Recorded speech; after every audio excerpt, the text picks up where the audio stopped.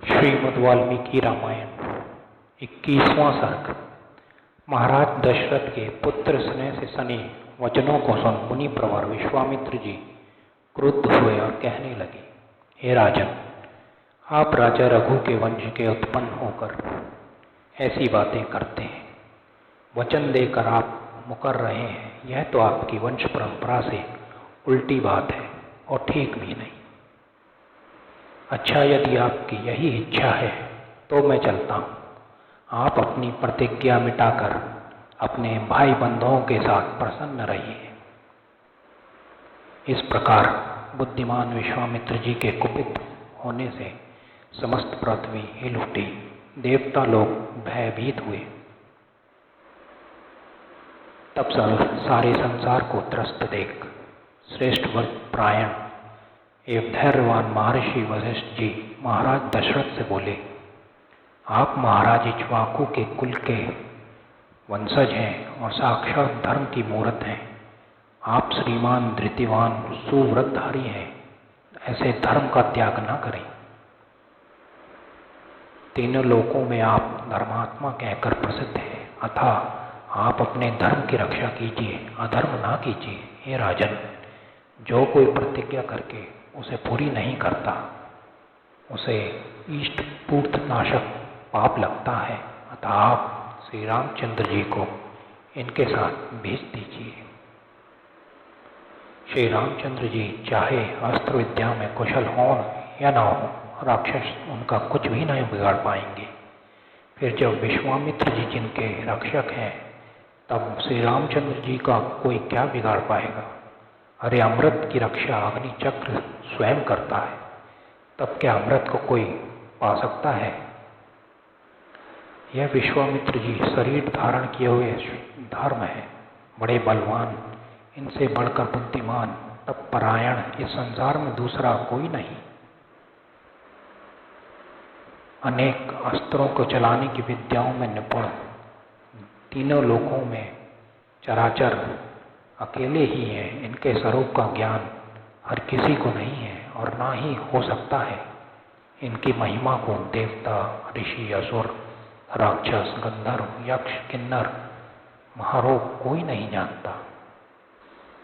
कृशाश प्रजापति के परम धार्मिक पुत्रों ने विश्वामित्र जी को, जब वो पहले राज किया करते थे, ये सब वस्त्र दिए थे। ये कृशाश्व के पुत्र प्रजापतियों की कन्याओं के पुत्र हैं। एक रूप के नहीं हैं, बड़े बलवान, दीप्तमान और सबको जीतने वाले हैं। दक्ष प्रजापति की 2 कन्याओं जया और सुप्रभा ने सैकड़ों अति चमचमाते हुए अस्त्र शस्त्र उत्पन्न किए हैं। जया ने 500 शस्त्र रूपी पुत्र उत्पन्न किए, अर्थात 500 प्रकार के अस्त्रों का आविष्कार किया है। अमित तेज वाले थे और मायावी असुर सेना का संहार करने में बिल्कुल समर्थ है।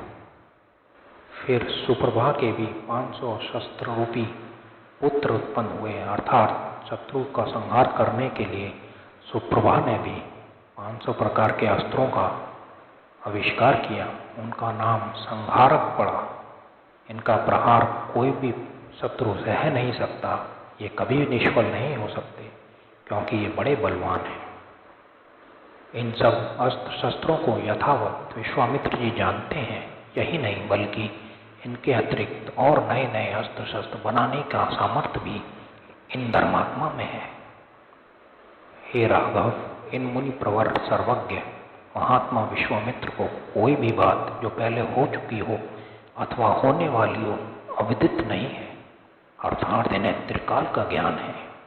इन महातेजस्वी, महातपस्वी, पराक्रमी विश्वामित्र जी के साथ श्री रामचंद्र जी को भेजना जरा भी संशय का कार्य नहीं है। किसी प्रकार का संदेह ना कीजिए। इन विश्वामित्र जी में इतना सामर्थ्य है कि ये उन राक्षसों को स्वयं मार सकते हैं। यह तो आपके पुत्र की भलाई के लिए ही उसे आपसे मांगने आए हैं। गुरु वशिष्ठ के इस प्रकार समझाने पर महाराज दशरथ श्री रामचंद्र जी को विश्वविख्यात विश्वामित्र जी के साथ भेजने को राजी हो गए। बालकांड का 21वां सर्ग समाप्त हुआ। श्रीमद् वाल्मीकि रामायण बालकांड 22वां सर्ग। इस प्रकार वशिष्ठ जी के समझाने पर महाराज ने श्री रामचंद्र जी और लक्ष्मण जी को बुलाया और उनको भेजते उस समय कौशल्या और महाराज दशरथ तथा कुल पुरोहित वशिष्ठ जी ने स्वस्तिक वचन मंगलाचार किए। महाराज दशरथ ने प्रसन्न होकर पुत्रों के माथे चूमे और उन्हें विश्वामित्र जी को सौंपा। विश्वामित्र जी के साथ कमल लोचन श्री रामचंद्र लक्ष्मण जी के जाने के समय शीतल मंद सुगंध युक्त पवन चलने लगा।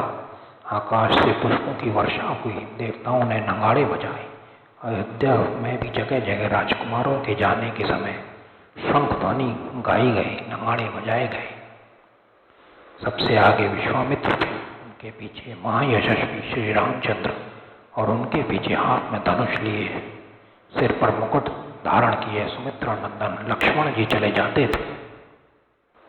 बड़े रूपवान बलवान दोनों भाई पीठों पर तरकश हाथ में धनुष लिए दसों दिशाओं को सुशोभित करते हुए मुनि के पीछे ऐसे चले जाते मानो 3 सर्प वाला सर्प चला जाता हो, 3 सर वाला सर्प चला जाता हो, मानो ब्रह्मा जी के पीछे अश्विनी कुमार चले जाते हो। उस समय धनुष धारण किए हुए अच्छे अच्छे गहने पहने हुए, गोह के चमड़े के बने दस्ताने हाथ में पहने हुए, तलवार लिए हुए महाद्युतिमान दोनों सुंदर भाई श्री रामचंद्र जी और लक्ष्मण से मुनि उस प्रकार सुशोभित हुए जिस प्रकार शिव जी स्कंद और विशाख से सुशोभित होते हैं। जब अयोध्या से 6 कोस दूर सरयू के दक्षिण तट पर पहुंचे तब वहां विश्वामित्र जी श्री रामचंद्र जी से मधुर वाणी में बोले कि हे वत्स, जल से शरीर शुद्ध कर डालो अथवा आमचन करो, अब विलंब ना करो। शरीर शुद्ध हो जाने पर हम तुम्हें बला अति बला विद्याएं पढ़ाएंगे। इनके प्रभाव से ना तो तुम्हें थकावट होगी, न कभी शरीर ज्वरकांत होगा, न तुम्हारे रूप की हानि होगी। सोते हुए भी अशुद्ध दशा में राक्षस तुम्हारा कुछ भी ना बिगाड़ पाएंगे। संसार भर में कोई भी तुम्हारा बाहुबल की समानता ना कर पाएगा। सौभाग्य दीक्षाएं ज्ञान चतुराई में तीनों लोकों में कोई भी ना तुम्हें पा पाएगा। हे राम, इन विद्याओं को सीख लेने पर तुम्हारे बराबर उत्तर देने में तुम्हारी समानता में कोई ना होगा। पुरुषोत्तम राम, सब विद्याओं की माता इन बला अतिबला नामी विद्याओं के प्रभाव से तुम भूख और प्यास कभी कोई भान ना होगा। हे राम, इन दोनों विद्याओं बला अतिबला के पढ़ लेने से तुम्हारा अतुल यश सर्वत्र फैल जाएगा। ये दोनों तेजस्वी विद्याएं पितामह ब्रह्मा की पुत्री हैं। हे काकुत्स, हम तुम्हें ये विद्याएं बढ़ाएंगे क्योंकि तुम ही इनके योग्य पात्र हो। यद्यपि जो बातें इन विद्याओं के पढ़ने से उत्पन्न होती हैं उनमें से अनेक निसंदेह अब भी तुम में मौजूद हैं, तो भी तुम्हारे द्वारा तपस्या द्वारा प्राप्त इन विद्याओं को ग्रहण करने से इनकी उन्नति होगी और आपके उपदेश का प्रचार होगा। यह सुन श्री रामचंद्र जी जल से आमचन कर पवित्र हुए और प्रसन्नचित हो विश्वामित्र जी से उन विद्याओं को सीखा। उन विद्याओं के सीखने पर बड़े पराक्रमी श्री रामचंद्र जी की शोभा ऐसी हुई जैसे शरत काल के सूर्य की होती है। इसके अनंतर दोनों भाइयों ने गुरु के सामने विश्वामित्र की चरण सेवा आदि कर सरयू के तीर पर वह रात मुनि के साथ बिताई। राजकुमार होने के कारण चटाई पर भूमि में सोना उनके लिए अनुचित था। फिर भी दशरथ नंदन दोनों बलवान राजकुमारों ने विश्वामित्र जी के मधुर वचन सुनते हुए सुखपूर्वक तारों की सैया पर वह रात बिताई। बालकांड का 22वां सर्ग समाप्त हुआ।